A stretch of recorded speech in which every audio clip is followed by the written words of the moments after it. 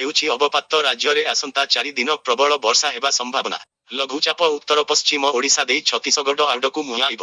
ଆସନ୍ତା 4 ଦିନ ପର୍ଯ୍ୟନ୍ତ ରାଜ୍ୟର ବିଭିନ୍ନ ଅଞ୍ଚଳରେ ପ୍ରବଳ ବର୍ଷା ହେବା ସମ୍ଭାବନା ରହିଛି। ଆସନ୍ତା 24 ଘଣ୍ଟା ମଧ୍ୟରେ ବଲାଙ୍ଗୀର, ନୂଆପଡ଼ା, କନ୍ଧମାଳ, ଦେବଗଡ଼, ସମ୍ବଲପୁର, ବରଗଡ଼, ସୁନ୍ଦରଗଡ଼, ଝାରସୁଗୁଡ଼ା, କଟକ, ଜଗତସିଂହପୁର ଏବଂ କେନ୍ଦ୍ରାପଡ଼ା ଜିଲ୍ଲାରେ ପ୍ରବଳ ବର୍ଷା ସମ୍ଭାବନା ରହିଛି।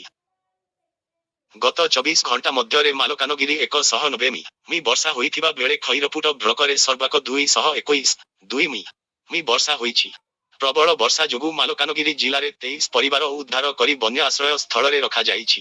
ଘଣ୍ଟା ପ୍ରତି 3 କିଲୋମିଟର ବେଗରେ ଉତ୍ତର ପଶ୍ଚିମ ଦିଗରେ ଗତି କରୁଥିବା ବେଳେ ଏହାର ପ୍ରଭାବରେ ଆହୁରି 4 ଦିନ ବିଭିନ୍ନ ଜିଲ୍ଲାରେ ପ୍ରବଳ ବର୍ଷା ସମ୍ଭାବନା ରହିଛି। ଏନେଇ ଭୁବନେଶ୍ୱର ଆଞ୍ଚଳିକ ପାଣିପାଗ କେନ୍ଦ୍ର ପକ୍ଷରୁ ବିଭିନ୍ନ ଜିଲ୍ଲାକୁ ସତର୍କ ସୂଚନା ଜାରି କରାଯାଇଛି। ପାଣିପାଗ କେନ୍ଦ୍ର ପକ୍ଷରୁ ଜାରି ସତର୍କ ସୂଚନା ଅନୁଯାୟୀ ଆଜିଠୁ 24 ତାରିଖ ଯାଏଁ 4 ଦିନ ଧରି ରାଜ୍ୟର ବିଭିନ୍ନ ସ୍ଥାନରେ ପ୍ରବଳ ବର୍ଷା ଲାଗି ରହିବ। ଆଜି ବଲାଙ୍ଗୀର, ନୂଆପଡ଼ା, କନ୍ଧମାଳ, ଦେବଗଡ଼, ସମ୍ବଲପୁର, ବରଗଡ଼, ସୁନ୍ଦରଗଡ଼, ଝାରସୁଗୁଡ଼ା, କଟକ, ଜଗତସିଂହପୁର ଓ କେନ୍ଦ୍ରାପଡ଼ା ଜିଲ୍ଲାର ଗୋଟିଏରୁ 2ଟି ସ୍ଥାନରେ ପ୍ରବଳ ବର୍ଷା ହୋଇପାରେ। ଉପରୋକ୍ତ ଜିଲ୍ଲାରେ 7ରୁ 11 ସେଣ୍ଟିମିଟର ବର୍ଷା ଆଶଙ୍କା କରି ପାଣିପାଗ କେନ୍ଦ୍ର ୟେଲୋ ୱାର୍ଣ୍ଣିଂ ଜାରି କରିଛି।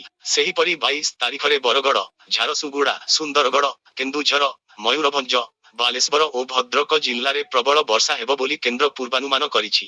ଆସନ୍ତା 24 ତାରିଖ ଯାଏଁ ବର୍ଷାର ପ୍ରକୋପ ଜାରି ରହିବ ବୋଲି ପାଣିପାଗ କେନ୍ଦ୍ର ଆକଳନ କରିଛି। ଜଳ ସମ୍ପଦ ବିଭାଗ ସର୍ବୋଚ୍ଚ ଯନ୍ତ୍ରୀ ଭକ୍ତରଞ୍ଜନ ତ୍ରିପାଠୀ କହିଛନ୍ତି ଯେ ଶୁକ୍ରବାର ମାଲକାନଗିରି, ନବରଙ୍ଗପୁର, କୋରାପୁଟ, ଗଞ୍ଜାମ ପରି ଜିଲ୍ଲାରେ ପ୍ରବଳ ବର୍ଷା ହୋଇଛି।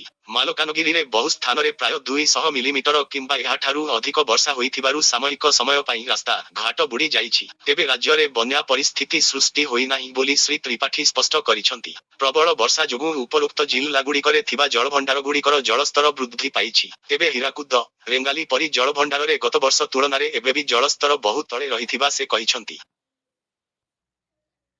ବଙ୍ଗୋପସାଗରରେ ସୃଷ୍ଟ ଲଘୁଚାପ ପ୍ରଭାବରେ ମାଲ ଓ ନବରଙ୍ଗପୁର ଜିଲ୍ଲା ଗୁରୁତର ପ୍ରଭାବିତ ହୋଇଛି। ରାସ୍ତାଘାଟ, ପୋଲ, ଜନବସତି ଜଳମଗ୍ନ ହୋଇ ରହିଛି। ଏପରିସ୍ଥଳେ ପରିସ୍ଥିତି ଉପରେ ତୀକ୍ଷ୍ଣ ନଜର ରଖିବା ସହ ଧନ ଜୀବନର ସୁରକ୍ଷା ପାଇଁ ରାଜସ୍ୱ ଓ ବିପର୍ଯ୍ୟୟ ପରିଚାଳନା ମନ୍ତ୍ରୀ ନିର୍ଦ୍ଦେଶ ଦେଇଛନ୍ତି। ଆଜି ସ୍ୱତନ୍ତ୍ର ରିଲିଫ କମିଶନରଙ୍କ ସହ ମନ୍ତ୍ରୀ ସମ୍ପୃକ୍ତ ଜିଲ୍ଲାର ଜିଲ୍ଲାପାଳଙ୍କ ସହ ସ୍ଥିତିର ସମୀକ୍ଷା କରିଥିଲେ। ମାଲକାନଗିରି ଜିଲ୍ଲାରେ ଗତ 24 ଘଣ୍ଟାରେ 190 ମିଲିମିଟର ବର୍ଷା ହୋଇଥିଲା ବେଳେ ନବରଙ୍ଗପୁର ଜିଲ୍ଲାରେ 71 ମି ଏବଂ କୋରାପୁଟ ଜିଲ୍ଲାରେ 67.4 ମି ବର୍ଷା ରେକର୍ଡ କରାଯାଇଛି। ମାଲକାନଗିରି ଜିଲ୍ଲାର ଖଇରିପୁଟ ବ୍ଲକରେ ସର୍ବାଧିକ 221.2 ମି ବର୍ଷା ହୋଇଛି। ସେହିପରି ଚିତ୍ରକୁଣ୍ଡା, କୋରକୁଣ୍ଡା, ଖଇରିପୁଟ ଓ କାଲିମେଳା ବ୍ଲକରେ 200 ମିମିରୁ ଅଧିକ ବର୍ଷା ହୋଇଛି।